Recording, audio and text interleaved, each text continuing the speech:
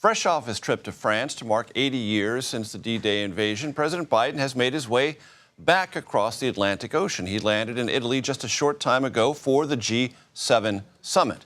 The meeting of world leaders kicks off tomorrow. On the docket, among other things, continued support for Ukraine, dealing with and possibly comprehending the spread of artificial intelligence, and migration issues across Europe. Nancy Cordes joins us now from Bari, Italy. Nancy, very good to see you. Thank you for being with us. For the president, what is among the issues he wants to deal with and perhaps advance while at the G7? Well, Major, I think Ukraine will be front and center, not just for President Biden, but for a number of the leaders who are gathered here. These are, as you mentioned, the leaders of 7 of the largest economies in the world, the largest democracies in the world. They tend to see eye to eye on issues like this, and they are unified in their desire to show that their commitment to Ukraine is unwavering. And so President Zelensky of Ukraine is actually going to be here in Italy. He will be meeting with President Biden tomorrow, and they're going to be signing a long-term security agreement that basically commits the U.S. to supporting Ukraine militarily with weaponry, with training for soldiers and the like for 10 more years. This is a negotiation that has been taking place for months. The U.S. is not the first country to sign an agreement like this by a long shot. I think it's the 16th country. But what this does, Major, is provide Zelensky with more certainty that the U.S. is going to stand by Ukraine as this war drags on. It's also meant to send a message to Vladimir Putin that the United States isn't going anywhere.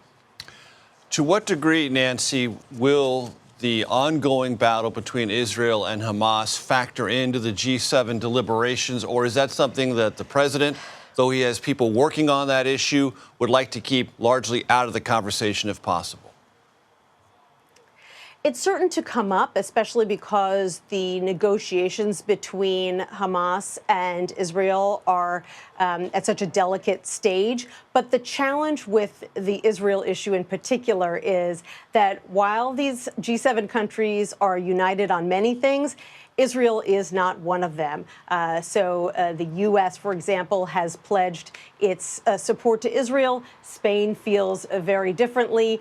Japan would probably like to stay out of the issue altogether. So this isn't one of those issues where you're going to see a lot of developments where everyone sort of shakes hands on a policy position the way that they would have on Ukraine and comes out with some kind of communique at the end of the summit to discuss how they all feel about this issue. This is one of those issues that will probably get pushed to the side in favor of things like artificial intelligence. That's such a big topic here at what is, at the end of the day, really an economic summit that is of great concern to the host country, Italy, where we are right now this year, because of concerns about what AI could mean for labor in the future.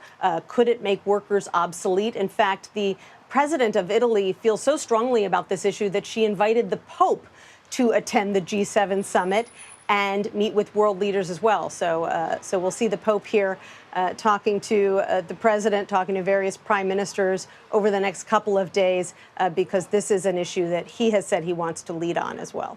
And Nancy, as you were speaking, we were showing live pictures of President Biden's arrival at the G7 summit, just disembarking, coming down the stairs of Air Force One. I want to talk to you about economics because you picked up on that a second ago. The European Central Bank this week lowered interest rates. European economies compared to the United States not as strong.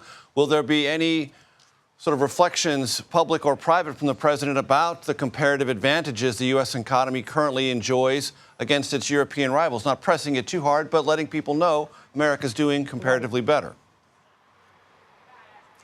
That's an argument he likes to make at home. Not sure how well it would go over diplomatically if he were to make that case here, where he's going to be linking arms with these other world leaders. I will tell you that one economic issue that they will be discussing and hoping to reach some kind of agreement on is how to help Ukraine financially, utilizing the $260 billion worth of Russian assets that are currently frozen all over the world, primarily in Europe. As you can imagine, all that money kicks off some some interest every year to the tune of $2 or $3 billion.